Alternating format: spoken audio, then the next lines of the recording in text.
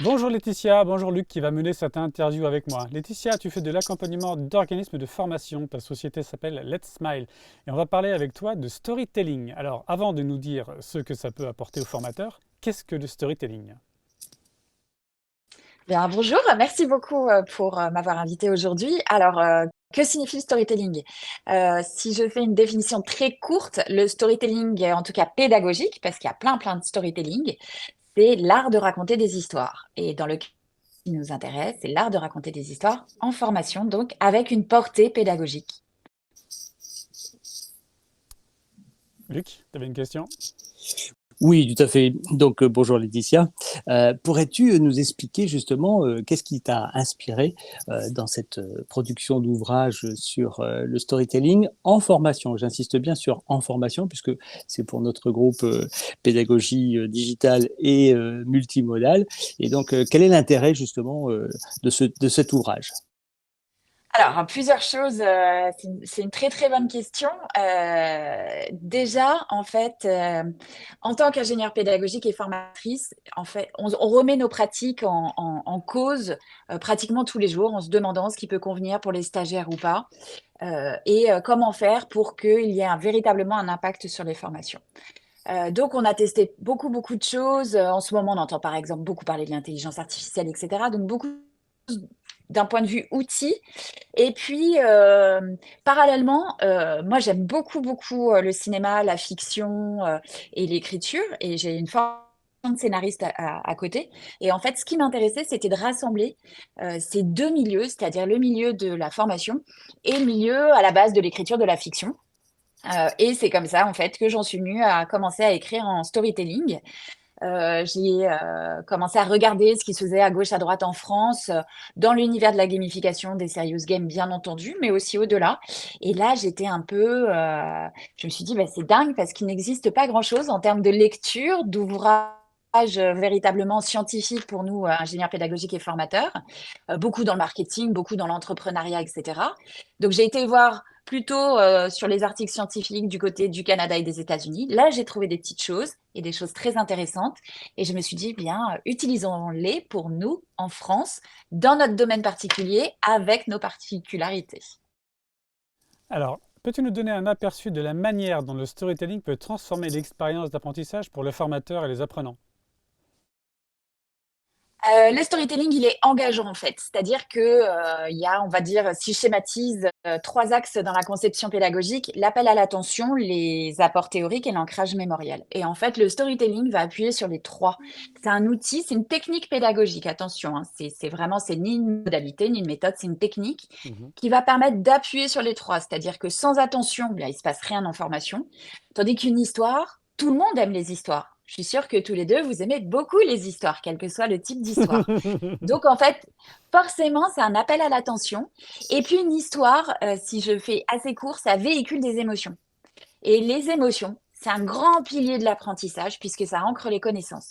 Donc, c'est aussi quelque chose qui va beaucoup plus ancrer eh bien, les apprentissages et les acquis. Donc, on va pouvoir se remémorer des choses plus facilement grâce à l'histoire. Et en plus, c'est un véhicule véritablement sur les apports pédagogiques parce que quelque chose que je ne comprends pas quand on me l'énonce comme ça, je vais peut-être pouvoir mieux le comprendre à l'aide d'une histoire. D'accord. Alors, ton ouvrage souligne donc l'importance du récit captivant dans la formation. Et aurais-tu un exemple, une anecdote sur une pratique que tu as eue lors d'une scénarisation de cette nature qui pourrait intéresser nos auditeurs? Alors, je vais vous citer un exemple que je ne cite pas dans l'ouvrage, parce il y en a beaucoup, mais je vais vous en citer un parce que c'est un projet qu'on a fini il y a quelques temps et je viens de faire un gros bilan dessus. C'est une formation dans le domaine hospitalier pour des infirmiers diplômés d'État, donc ce qu'on appelle IDE, et quand ils souhaitent devenir coordinateurs et coordinatrices d'autres infirmiers. C'est une formation donc qu'on a fait pour un autre organisme de formation et qui se faisait uniquement en présentiel. Et en fait, bah, comme vous le savez, c'est compliqué pour les infirmiers et infirmières de se libérer, même s'ils aiment beaucoup se regrouper sur des temps en présentiel pour partager et échanger sur leurs pratiques. Donc, il fallait réfléchir à comment transformer cette formation, c'était la commande en full e-learning. Donc, passer une formation, une présentielle, en complètement e-learning. C'est une formation assez longue, hein, d'accord? C'est une formation qui fait une centaine d'heures, donc c'est pas rien. Et on a décidé de partir avec notre client sur un e-learning. Donc, c'est l'histoire de Sylvie, tout simplement, qui est infirmière diplômée d'État. Et son manager, son directeur, parce qu'elle a fait la demande depuis plusieurs temps, lui dit, bah, écoute, voilà, il y a un poste qui se libère. Demain, tu prends le poste d'IDEC. Et donc, la première chose que tu as à faire, tu as les plannings de la semaine, hein, à faire pour les autres infirmiers. Et puis, petit à petit, donc, il va s'ensuite toutes les aventures de Sylvie et toutes ses péripéties. Et c'est assez intéressant parce qu'on a des retours des stagiaires. Donc déjà, la formation fonctionne très, très bien. Et au-delà, sur les retours, c'est que les apprenants, le retour qu'ils font, c'est bah, j'ai hâte de suivre l'aventure de Sylvie, au-delà de l'apprentissage. Donc ça permet aussi sur des modèles qui peuvent être des fois un peu compliqués en accessibilité ou de se dire, oh là là, un e-learning, je suis seule, quand c'est un e-learning non tutoré. Bon, là, il est tutoré. Mais d'engager aussi et d'avoir un taux de complétion, c'est-à-dire de réussite d'aller jusqu'à la fin d'une formation longue en e-learning, par exemple. D'accord. Et j'ai vu d'ailleurs dans ton ouvrage, tu as inclus des QR codes avec des contenus multimédia pour enrichir bien sûr la compréhension de l'ensemble. Qu'est-ce que ça va apporter au lecteur? Quel est ton principe justement? Quel est le ressort qui va être utilisé dans cette technique? C'est une bonne question. En fait, au démarrage, on s'est dit, OK, quand on m'a proposé, j'ai dit, OK, faire un livre, mais il faut que ce soit opérationnel, en fait. Et on était d'accord avec l'éditeur, c'est sa ligne éditoriale aussi. Il faut que ça serve et que ce soit comme un manuel que je vais avoir près de moi, qui soit tout corné, avec des post-it de tous les Mhm. côtés et que je puisse avoir étape après étape, justement, comment je vais fabriquer mon storytelling. Donc, pour cela, en dehors de cette ligne directrice, on a des QR codes déjà pour apporter tout un tas d'exemples dans différents domaines, mais aussi avec un cas fil rouge qui va justement à storytelling, du début jusqu'à la fin, qui va emmener le lecteur page après page, étape après étape pour construire son storytelling, en disant, OK, voilà ce qu'on vous propose de faire, voilà ce qui est important. Donc un peu à vous de jouer, à vous de le faire, mais aussi ce cas fil rouge qui va les emmener découvrir les aventures de Samia, qui vient d'arriver dans une zone aéroportuaire, sur un comptoir d'aéroport, et elle va devoir vendre. Vous savez ce que c'est, hein, quand on arrive, bah, votre valise est trop grande, trop petite, donc gérer les réclamations, l'accueil des Ouais. clients et, et puis les ventes additionnelles. On va dire. Alors, au vu de ton expérience variée dans l'éducation et la gestion des projets pédagogiques, quelle évolution majeure observes-tu dans les approches de formation et d'apprentissage? Oh là là, c'est une des questions qu'on se pose actuellement, en fait. C'est génial. Je sors de conférences hier d'une grosse journée avec toute l'équipe sur Midjourney en IA. Et forcément, ça bouscule beaucoup de choses. Hmm. Mais dans la production de ce que l'on fait, pas dans l'écriture de ce qui est prévu. Donc ça, c'est très important. Chez Let's Mind, ce qui est très important pour nous, c'est l'essentiel, en fait. C'est les bases de ce on fait. En fait, demain, au plus grand chef, on peut lui donner tout un tas d'instruments, un super robot, quelque chose qui va faire les choses, voilà. Si c'est pas comment on construit une recette, comment on marie des ingrédients, ça peut pas marcher. Eh bien, dans la formation, c'est la même chose. C'est-à-dire qu'il y a une grosse évolution technologique, et c'est clair, et il faut le dire, et c'est même une révolution dans tous les domaines. Mais au-delà, il y a les bases qui sont indispensables. Et là, on a vraiment deux grosses cultures, ceux qui, un peu l'effet Dunning-Kruger, hein, qui sont experts du jour au lendemain alors qu'ils ne le sont pas vraiment, et ça c'est pareil, c'est dans tous les domaines. Et puis il y a ceux qui se disent, OK, finalement la formation c'est de la pédagogie, de l'andragogie, et j'ai besoin d'avoir les bases pour savoir ce qu'est une compétence, comment fonctionne le cerveau, etc.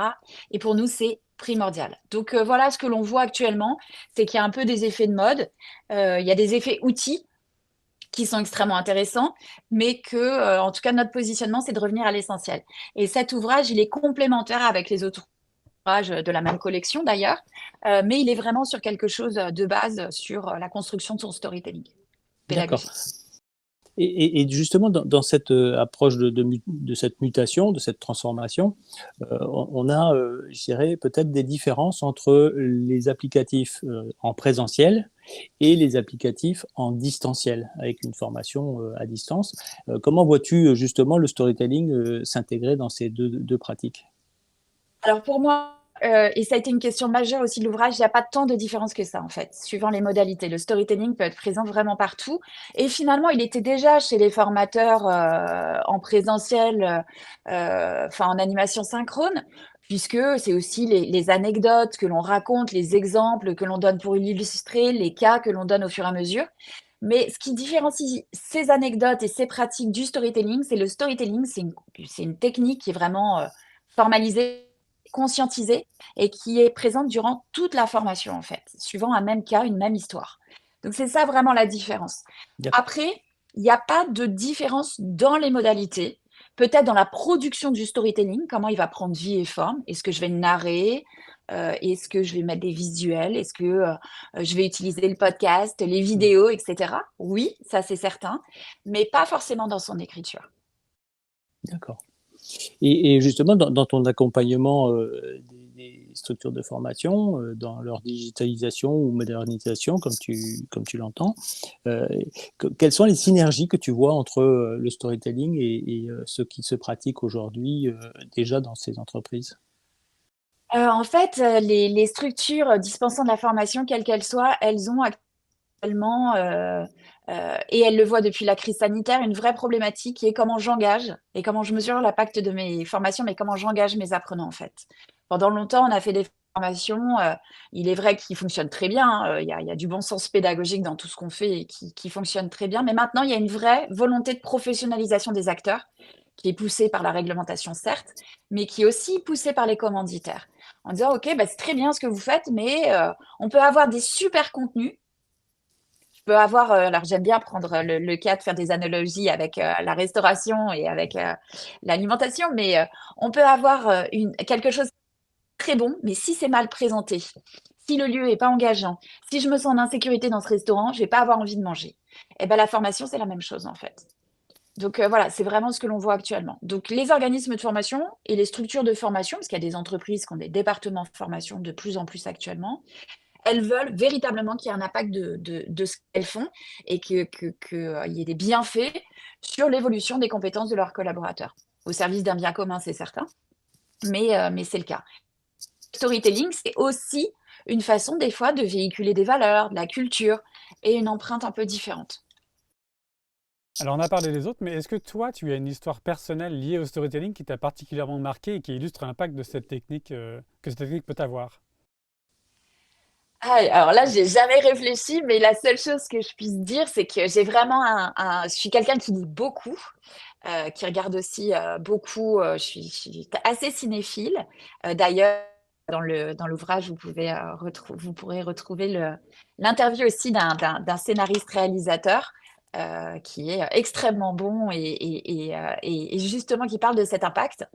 Euh, donc, je vais dire, c'est ça, moi, c'est vraiment ce que j'aime, c'est sortir d'une formation et de me dire j'ai appris, j'ai Oui. progressé en fait. Entre avant et après, j'ai progressé. Et justement, à l'inverse, c'est pour ça que je tiens vraiment à ce terme de storytelling pédagogique, c'est que si on pousse l'histoire trop loin, elle va véritablement manger sur la pédagogie. Elle va cannibaliser la pédagogie et on va se souvenir que l'histoire était fantastique, mais les acquis, on les aura pas forcément. Donc c'est c'est la couture en fait, c'est très très spécifique. Alors même si on va au-delà dans les serious games, c'est encore au-dessus, parce que là, il peut y avoir des scénarios alternatifs, etc. Mais c'est vraiment ça. Donc moi, je vais plutôt dire, c'est ce qui m'engage, là où je réfléchis, je me dis, oh, il y a un truc génial à faire et à remettre dans la formation. Quand je sors de la séance d'anatomie d'une chute, je me dis, j'ai une idée pour un storytelling. Ce qu'on Oui. appelle un Ouais. storytelling en spirale. Et je me dis, waouh, C'est nourri de tout c'est ça. génial, je vais pouvoir faire ça. Mm.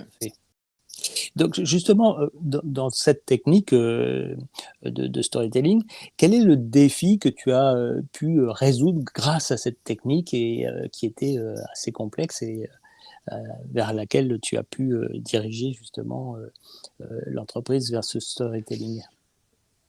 Euh, alors, si c'est au niveau de l'entreprise, de la structure, c'est vraiment de se dire, comme on le fait souvent sur ce que l'on fait, c'est de se dire, OK, on tient quelque chose, ça fonctionne, mais prenons du recul, analysons nos pratiques pour vraiment savoir comment ça fonctionne.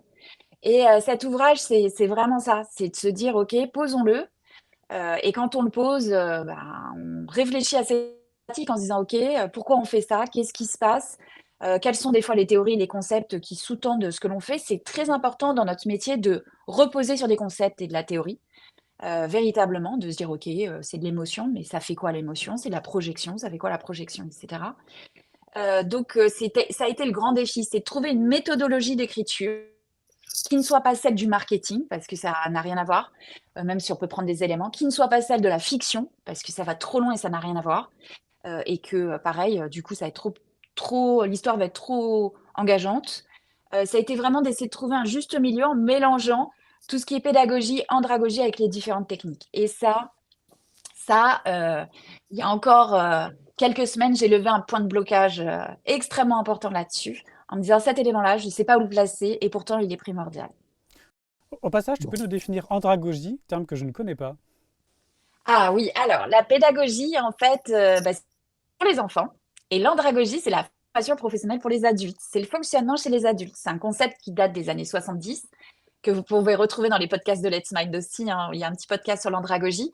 Et c'est très important de faire la différenciation qu'on fait peu en France, qui commence à arriver, parce qu'à l'inverse, on prend les techniques d'enseignement généralement pour les appliquer à la formation continue.